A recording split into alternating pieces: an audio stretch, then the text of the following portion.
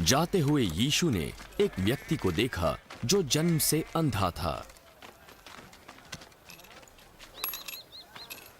हे रबी, किसने पाप किया था कि यह अंधा जन्मा, इसने या इसके माता पिता ने?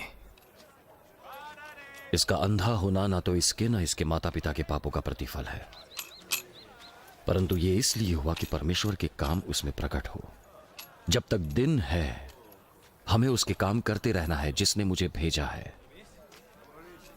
वो रात आने वाली है जिसमें कोई काम नहीं कर सकता। जब तक जगत में हूं तब तक जगत की ज्योति हूं।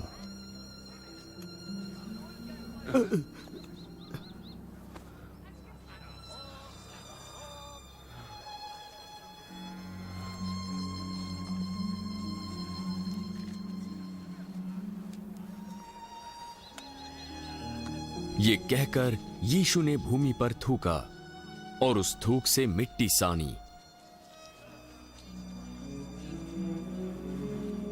और उस मिट्टी को उस अंधे की आंखों पर लगा दी।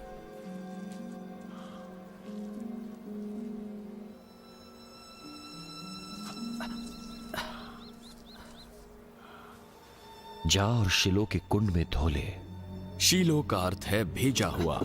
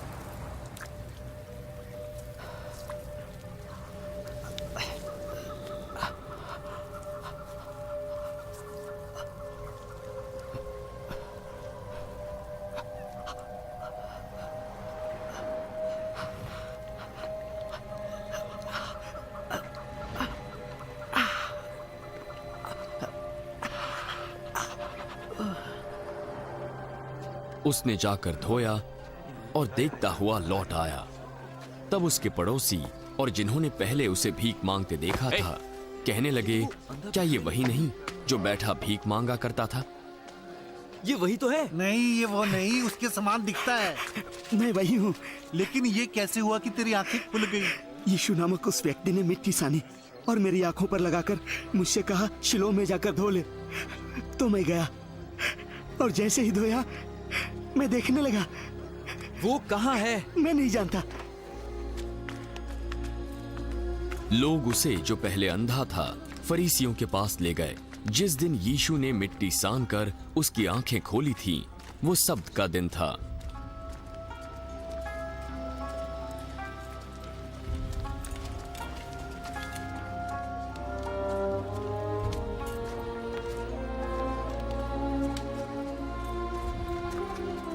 फिर फरीसियों ने भी उससे पूछा कि उसकी आंखें कैसे खुल गईं। उसने मेरी आंखों पर मिट्टी लगाई, फिर मैंने धो लिया और अब मैं देख सकता हूं। ये मनुष्य परमेश्वर की ओर से नहीं, क्योंकि ये सब्त का दिन नहीं मानता। एक पापी व्यक्ति ऐसे चिन्ह कैसे दिखा सकता है? तब उनमें फूट पड़ गई।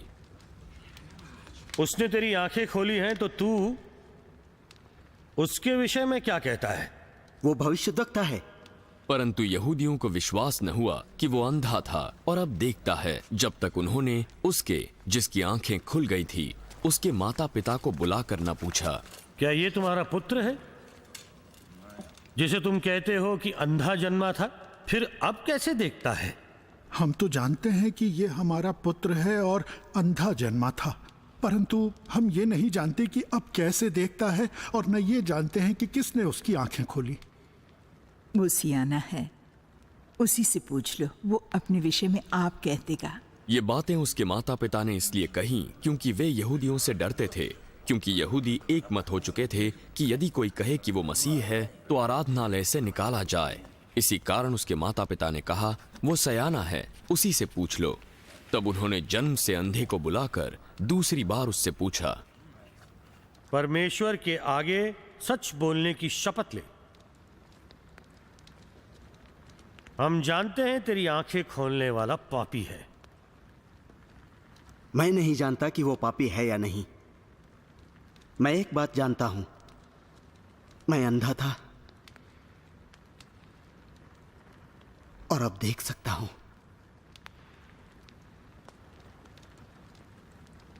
उसने तेरे साथ क्या किया? उसने किस तरह तेरी आंखें खोली? मैं तो तुमसे कह चुका हूं और तुमने नहीं सुना। अब दूसरी बार क्यों सुनना चाहते हो? क्या तुम भी उसके चेले होना चाहते हो? तब वे उसे बुरा भला कहकर बोले, तू ही उसका चेला है। हम तो मूसा के चेले हैं। हम जानते हैं कि परमेश्वर ने मूसा से बात की, परंतु इस व्यक्ति को नहीं जानते कि वो आया कहां से है। यह तो आश्चर्य की बात है कि तुम नहीं जानते कि वो कहां का है, तो भी उसने मेरी आंखें खोल दी। हम जानते हैं कि परमेश्वर पापियों की नहीं सुनता, परंतु यदि कोई परमेश्वर का भक्त हो और उसकी इच्छा पर चलता है तो वो उसकी सुनता है। जगत के आरंभ से यह कभी सुनने में नहीं आया कि किसी ने जन्म के अंधे की आंखें खोली हैं। यदि ये व्यक्ति परमेश्वर की ओर से ना होता तो कुछ भी नहीं कर सकता। तू तो पापों में जन्मा है और उसी में बड़ा हुआ, और तू हमें सिखाता है। और उन्होंने उसे आराधनालय से बाहर निकाल दिया।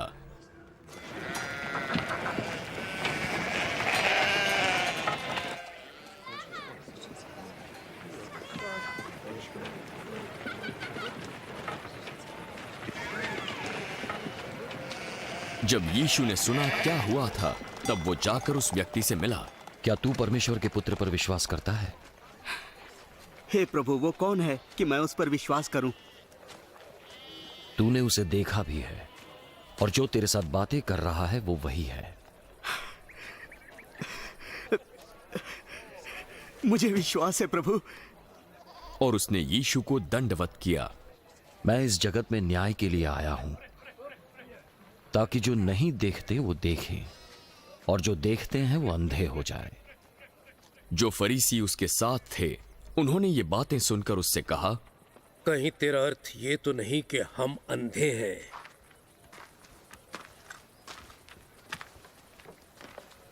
यदि तुम अंधे होते तो पापी न ठहरते, परंतु अब कहते हो कि हम देखते हैं, इसलिए तुम्हारा पाप बना रहता है।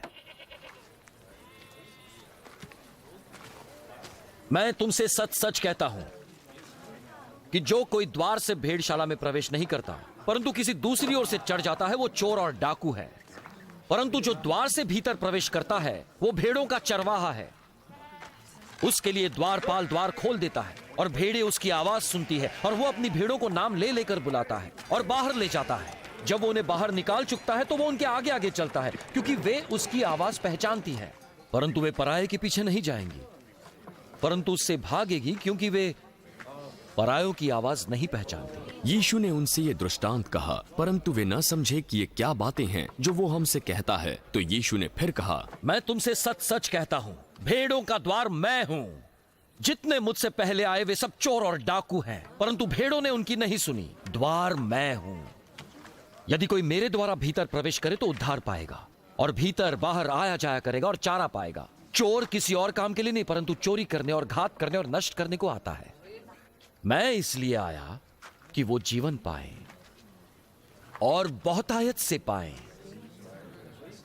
अच्छा चरवाहा मैं हूं। अच्छा चरवाहा भेड़ों के लिए अपना प्राण देता है।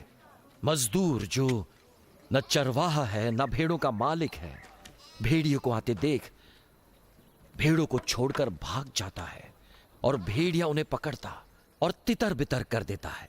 वो इसलिए भाग जाता है क्योंकि वो एक मजदूर है और उसको भेड़ों की चिंता नहीं।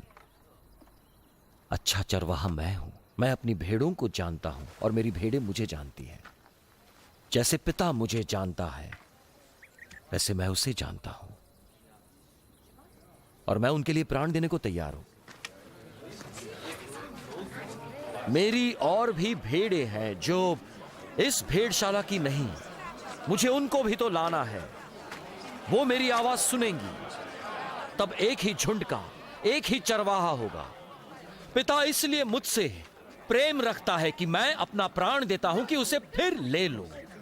कोई उसे मुझसे छीनता नहीं, वरन मैं उसे आप ही देता हूं। मुझे उसके देने का भी अधिकार है और उसे फिर लेने का भी अधिकार है, और ये आज्ञा मुझे मेरे पिता से मिली है। इन बातों के कारण यहूदियों में फिर से फूट पड़ गई। कुछ भी बोले जा रहा है, उसमें दुष्ट आत्मा है। वो पागल है। तुम उसकी क्यों सुनते ये हो? बातें ऐसी व्यक्ति की नहीं जिसमें दुष्टात्मा हो। क्या दुष्टात्मा अंधों की आंखें खोल सकती है?